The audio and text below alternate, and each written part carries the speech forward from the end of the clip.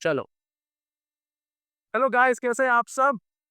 मैं आज की वीडियो में आपको इम्पोर्टेंट नेशनल इनकम जो मैंने आपको लास्ट बार बताया था उसी के साथ एक और इम्पोर्टेंट सीरीज क्वेश्चन की दे रहा हूँ। चैप्टर का नाम देख लो, एम्प्लॉयमेंट एंड अनएम्प्लॉयमेंट, जो कि इनफॉर्मलाइजेशन है इंडियन इकोनॉमी का one of the best important chapter. आज के शॉर्ट में सब खत्म होने वाला है। चलो फिर शुरू करते हैं।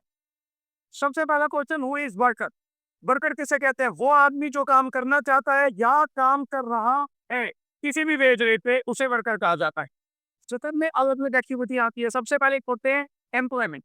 एम्प्लॉयमेंट का मतलब होता है एक ऐसी एक्टिविटी जिसमें हर व्यक्ति अपने लिविंग को अर्न करने के लिए काम कर रहा होता है। सो डेफिनेशन ये है, employment refer to any activity, economic activity which a person does for earning a living. अब इस एम्प्लॉयमेंट की बात करते हैं हम लोग वर्कर की, लेबर फोर्स की और वर्क फोर्स की। सबसे पहले करते हैं, ये देखो ये क्वेश्चन भी आपका इंपॉर्टेंट है, यहाँ देखो लिखा होगा किधर, ये रहा, लेबर सप्लाई, लेबर फोर्स और वर्क फोर्स। सबसे पहले लेबर सप्लाई। लेबर सप्लाई का मतलब होता है all those person who are willing to work but at a different wage rate, उसे लेबर सप्लाई कहेंगे। लेबर फोर्स का मतलब होता है दोस हु आर वर्किंग और willing to work at particular wage rate, उसको कहा जाएगा लेबर फोर्स। और एक्चुअल में जो वर्क फोर्स है उसका मतलब those person who are actually working, इसमें उन लोगों को इंक्लूड नहीं किया जाता जो विलिंग टू वर्क। क्लियर हो गया। इसके बाद jobless growth.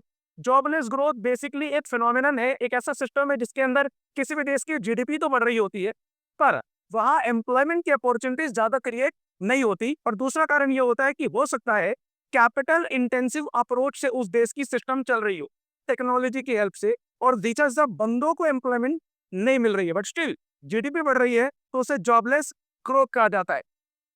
Explain the term casualisation of workforce. Workforce का बेसिक मतलब क्या होता है?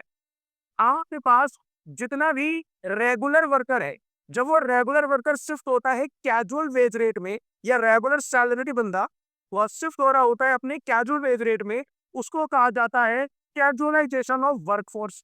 साथ ही साथ एक और चीज है जो नीचे लिख रही है, informalisation of workforce. Most important है, ये पिछले बार भी आया था। इनफॉर्मलाइजेशन का मतलब होता है जब व्यक्ति या वर्कर जो काम कर रहा है, अगर तो वो फॉर्मल सेक्टर में है और उसका शिफ्ट इनफॉर्मल सेक्टर में हो रहा है, वो फॉर्मल सेक्टर से इनफॉर्मल सेक्टर में जा रहा है, उस प्रोसेस को, उस फेनोमेनन को हम लोग इनफॉर्मलाइजेशन ऑफ वर्कफोर्स कहते हैं। अब करते हैं, what do you mean by employment. Already मैंने कर दिया इसको। सेल्फ एम्प्लॉयड क्या होता है? सेल्फ एम्प्लॉयड बेसिकली वो व्यक्ति है, वो पर्सन है, वो वर्कर है जो अपने किसी ऐसे एंटरप्राइज में काम कर रहा है जिसे वो ओन करता है और ऑपरेट करता है। फॉर एग्जाम्पल, हमारा अपना इंस्टीट्यूट है तो मैं सेल्फ एम्प्लॉयड में काउंट हो जाऊंगा। मान लो, मान कि तुमने तुमने पढ़ने कंपनी खोली है या तुम कोई क्लिनिक खोल के बैठे हो या कुछ भी XYZ, और आपकी जो पत्नी है, आपकी जो गर्लफ्रेंड है, वो वहां के काम कर रही है, तो उसे क्या कहोगे? उसे भी सेल्फ एम्प्लॉयड ही कहोगे। हालांकि वो उसकी नहीं है बट काम तो रेगुलर में कर रही है। एक मैं आपको एग्जांपल देता हूँ। मान लो मोहित एक आदमी है, एक बच्चा है, बंदा है, बच्चा तो नहीं है, बंदा है, और वो जो है रोज 2 घंटे काम करता है और उसके बदले में उसको पैसा मिलता है, ठीक है, पर बाकी समय वो कुछ नहीं करता, या वो विलिंग टू वर्क है, ढूंढ पाया कहीं और, तो क्या हम उसे वर्कर कहोगे? नहीं कहो, बिल्कुल कहना है, पर वो कैजुअल वर्कर होगा। कौन होगा? कैजुअल वर्कर, रेगुलर नहीं होगा। क्लियर है? प्रश्न ये है कि कौन से काम, कौन से प्रकार का काम वुमेन प्रेफर करती है? वुमेन प्रेफर करती है सेल्फ एम्प्लॉयमेंट वाला काम, चाहे अर्बन एरिया हो चाहे रूरल एरिया हो। अर्बन एरिया में ये नॉन फार्म एक्टिविटी ज्यादा करती है और रूरल एरिया में वो फार्म एक्टिविटी ज्यादा करती है। अब ऐसा क्यों होता है? कई रीजन है। हम सब जानते हैं कि इंडिया जो है वो मेल डोमिनेटेड सोसाइटी है और यहाँ पे फीमेल को सेकेंडरी सिटीजन बनाया जाता है काम के मद्देनजर। अब उनकी सिक्योरिटी का फीवर है, पर डर तो रहता ही है। दूसरा, उन लोगों के साथ बहुत सारे ऐसे चीजें जुड़ी हुई है कि आप ये नहीं कर सकते, वो नहीं कर सकते, इतने टाइम के पहले नहीं कर सकते, इतने टाइम के बाद नहीं कर सकते। इस कारण से उन्हें सेल्फ एम्प्लॉयड को ही ज्यादा प्रेफर महिलाओं द्वारा दिया जाता है। जवाब मिल गया? बोलो हाँ। इसके बाद हायर वर्कर।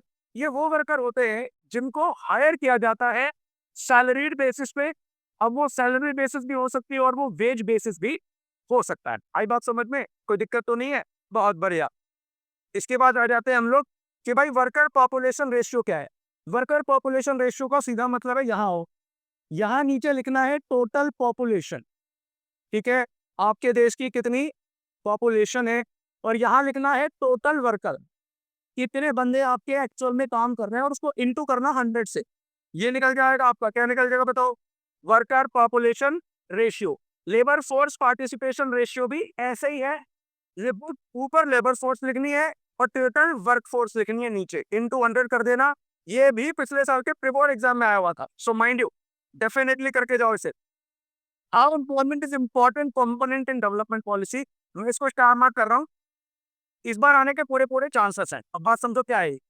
किसी भी देश की इकोनॉमी को डिसाइड करने के लिए वहां का एम्प्लॉयमेंट सबसे बड़ी काम है।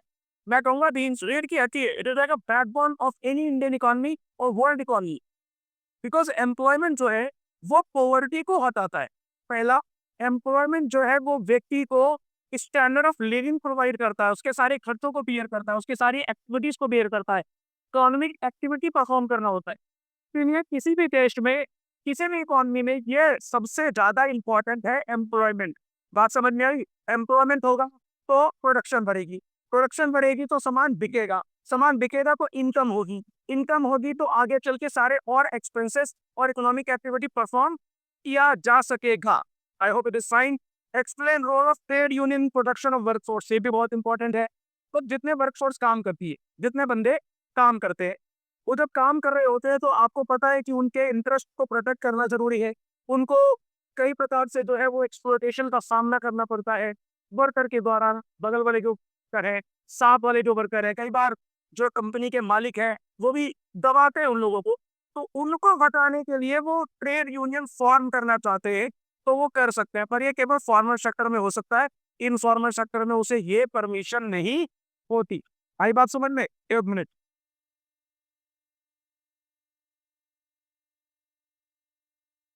चलो, इसके बाद define unemployment in its type.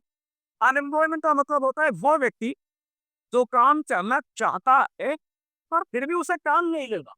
जैसे विलिंग टू वर्क है पर उसे मिल नहीं रहा, तो उसे अनएम्प्लॉयमेंट कहा जाएगा।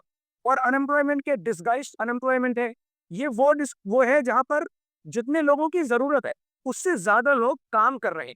दूसरा होता है, हम लोग सीजनल की बात करते हैं कि भाई सीजनल बेसिस पे कई लोग ऐसा काम भी करते हैं जो एक पर्टिकुलर सीजन को ही शूट करता है, उसको भी कहा जाता है सीजनल अनएम्प्लॉयमेंट। एक और होता है जहाँ पे स्किल मैच नहीं होती, स्ट्रक्चरल अनएम्प्लॉयमेंट कहा जाता है उसको, राइट। वो कौन लोग होते हैं? वो जिनकी स्किल उस पर्टिकुलर काम से जो उनको मिल रही है वो मैच नहीं करती है। आई होप इट इज फाइन। एक बात और बता देता हूँ, अनएम्प्लॉयमेंट का बेसिक मतलब ये होता है, ऐसा नहीं कि कोई व्यक्ति काम ही नहीं करना चाह रहा, ढीठ बना हुआ है और फिर सरकार को गए और बाकी वो गए थी, मैं तो अनएम्प्लॉयड। अनएम्प्लॉयमेंट का बेसिक मतलब ही यही होगा कि भाई तुम काम करना चाहते हो पर तुम्हें काम नहीं मिलता। फाइन। लास्ट, फॉर्मल और इनफॉर्मल सेक्टर में डिफरेंस। फॉर्मल सेक्टर के अंदर सोशल सिक्योरिटी बेनिफिट मिलता है वर्कर को, उनको ट्रेड यूनियन फॉर्म करने की प्रोटेक्शन मिलती है, उन लोगों के साथ कोई एक्सप्लॉयटेशन नहीं होता।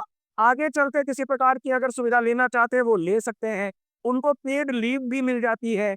इनफॉर्मल सेक्टर में ये कुछ भी नहीं मिलता, बहुत ही दिक्कत है। और आज भारत में लगातार इनफॉर्मल सेक्टर का वजूद बढ़ता जा रहा है और फॉर्मल सेक्टर का वजूद कम हो रहा है। सरकार को इसको सोचने की जरूरत है। ये पूरा का पूरा टॉपिक आपके यहाँ पे अब हम क्लियर कर चुके हैं।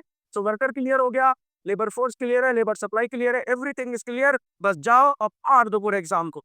मिलता हूँ आपसे नेक्स्ट वीडियो में, तब तक बस खुश रहो, व्यस्त रहो, मस्त रहो, भाई के साथ रहो। जय श्री राम।